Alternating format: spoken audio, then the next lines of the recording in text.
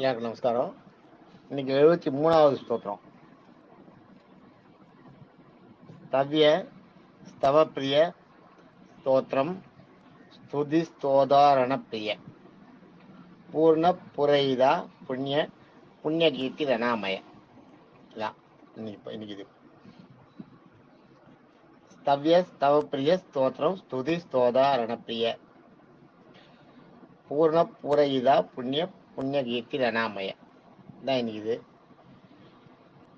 இதை சொல்லும்போது இப்படி சொல்லணும்: ஸ்தவ்யஸ்தவ பிரிய ஸ்தோத்திரம் ஸ்துதி ஸ்தோதாரண பிரிய பூர்ண பூரைதா புண்ணிய புண்ணிய கீர்த்திரநாமய அப்படி சொல்லணும். சொல்லும்போது ஸ்தவ்யஸ்தவ பிரிய ஸ்தோத்திரம் ஸ்துதி ஸ்தோதாரண பிரிய பூர்ண பூரைதா புண்ணிய புண்ணிய கீர்த்திரநாமய அப்படி சொல்லணும். சொல்லும்போது இது இந்த ஸ்தோத்திரம் இதுக்கான மீனிங்கை பார்ப்போம். இதுக்கு அர்த்தம் என்னன்னா ஸ்தவ்ய ஸ்தவ்யன்றதுக்கு வந்து ஸ்தவன்னா துதிக்கிறது துதிக்கிறது துதி பண்றதுக்கு பேர் வந்து ஸ்தவ்யன்றது.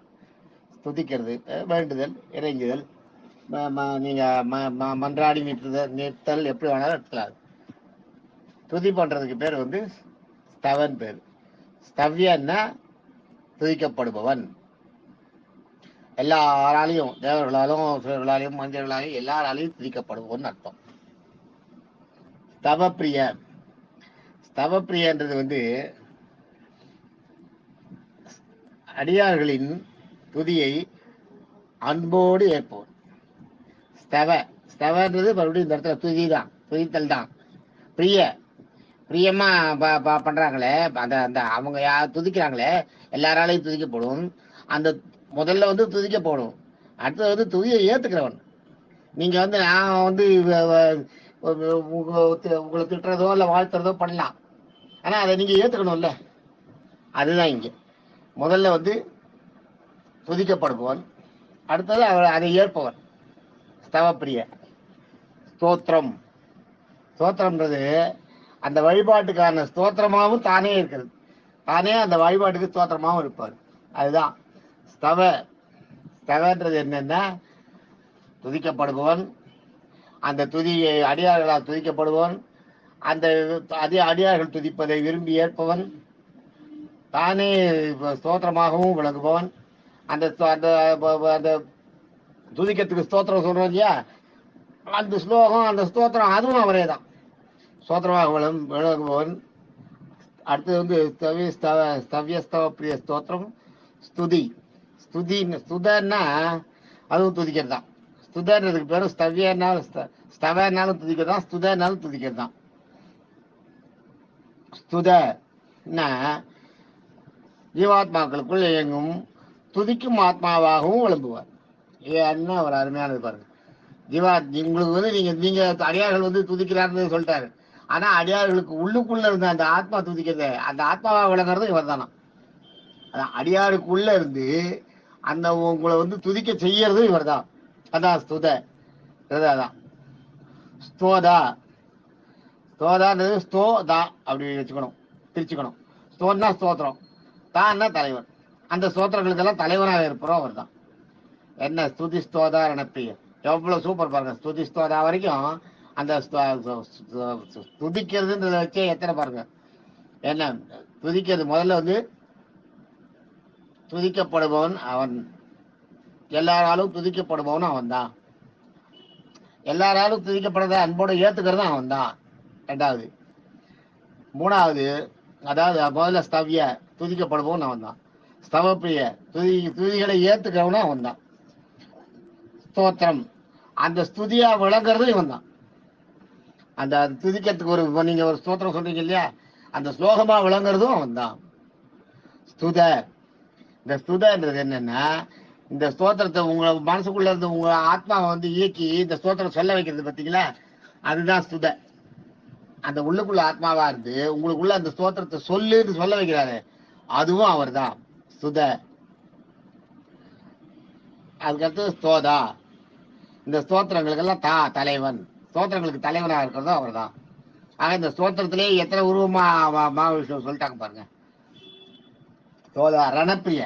ரணப்பிரியன்றது வந்து ரணம்னா போர். பிரியனா எதிரிகளை அழித்து அடியார்களை காப்பதில் ஆர்வமுடையவன். போர் செய்து அவர்களை அழித்து காப்பதில் ஆர்வமுடையவன். பூரண அனைத்திலையும் முழுமை பெற்றவன். பூர்ண அனைத்திலும் பூர்ணன்னா முழுமை, அனைத்திலும் முழுமை பெற்றவன். புரைதா புரைதான்னா புரையி பிளஸ் தா அப்படி எடுத்துக்கணும். புரையின்னா புல்ல பூரா பூரா வருது சொல்றோம் பாருங்க. இப்போ கூட ஹிந்தியில பூரா பூரா கித்தனா பைசான்னு ஒரு வாயா அப்படியே தட்டில் பழம் பூரா கித்தனா பைசான்னா அந்த தட்டில் பழம் பூரா எவ்வளோ பணம் எவ்வளோ காசுன்னு கேட்குறோம் இல்லையா? அதான் பூரான்றது மொத்தமாக சொல்கிறோம் இல்லையா? அதான் பூரா. பூரான்னா ஃபுல் தான். பூரையின்னா நிறைவு, ஃபுல்லா. தான்னா தலைவன், நிறைவு எல்லாத்துக்கும் தலைவன். பூர்ணத்தன்மையை கொடுப்பதில் கொடுக்கின்ற தலைவன். முதல்ல வந்து பூர்ணமாக இருப்பவன். அடுத்தது வந்து நடப்பு முதல்ல அனைத்து சக்திகளையும் உடைய பூர்ணமாக விளம்புவோம். பூர்ண இதா இந்த பூரணங்களை இந்த மாதிரி பூரணம் படைக்கிற தன்மைக்கு தலைவனாக இருப்பவன். புண்ணிய ஜீவாத்மாக்களின் பாவங்களை போக்கி புண்ணியனாக திகழ்பவன். ஜீவாத்மாக்களின் பாவங்களை போக்கி புண்ணியமாக திகழ்பவன். அப்புறம் அடுத்தது புண்ணிய கீர்த்தி. ஜீவாத்மாக்களின் பாவங்களை போக்கி போக்கும் புண்ணியனாக திகழ்பவன் வர புண்ணிய கீர்த்தி. பாவங்களை ஜீவாத்மாக்களோடு நீக்கிறது மட்டும் இல்ல, கீர்த்தி எனும் அருளையும் கொடுப்போம். முதல்ல வந்து புண்ணியன்றது ஜீவாத்மாக்கள் இருக்க பாவங்களை போக்குற புண்ணியனாக விளக்குப்பவன். புண்ணிய கீர்த்தின்னா பாவங்களை ஜீவாத்மாக்கள் இருந்து போக்குவதோடு இல்லாமல் அவர்களுக்கு அருளையும் கொடுப்பவன். அதான் புண்ணிய கீர்த்தி. ரணாமய ரணாமயன்றதுக்கு வந்து அருமையான மீனிங். ரணாமயன்றது ரன நோய், ரன நோய்.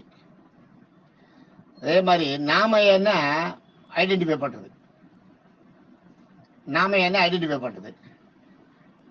அனாமயன்னா அந்த ஐடென்டிஃபிகேஷனே இல்லாத, அந்த அடையாளமே இல்லாமல் அழிக்கிறதுன்ற அதுதான் அடையாளமே இல்லாமல் செய்யறது.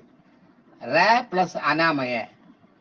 இப்ப பாருங்க, இப்ப ரணாமயன்றதுக்கு மீனிங் பாருங்க. ர பிளஸ் அனாமய. நாமயன்னா ஐடென்டிஃபை பண்றது, அனாமயன்னா இருந்தாலும் தெரியாது பண்றது, அடையாளமே இல்லாம பண்றது. ரன்னா நோய். ர பிளஸ் அனாமயன்னா நோயை அடையாளம் தெரியாமல் செய்பவன். உங்களுக்கு வருகின்ற நோயை வந்து என்னென்ன இல்லாம அடையாளம் தெரியாமல் செய்பவன். இதே பராசர பண்ற இன்னும் ஒருபடி மேல போய் சொல்ற, பிறவி பிணி எனும் நோயை இல்லாமல் செய்பவன். அதுவும் ரொம்ப நல்ல அருமையான அர்த்தம் தான். பிறவி பிணின்றத உங்களுக்கு பிணி பிறப்பையே ஒரு பிணியா சொல்ற. இந்த பிறவி பிணின்றதே இல்லாம இதுல இருந்து நம்மளுக்கு மோட்சத்தை கொடுப்பவன், பிறவி பிணியிலிருந்து நம்மளை விடுவிப்பவன் அப்படின்னு பராசரப்பட்ட சொல்றார். ஆக இன்னைக்கு நம்ம என்ன 694 வரைக்கும் பார்த்துட்டோம். நேற்றுக்கு எது வரைக்கும் பார்த்தோம்?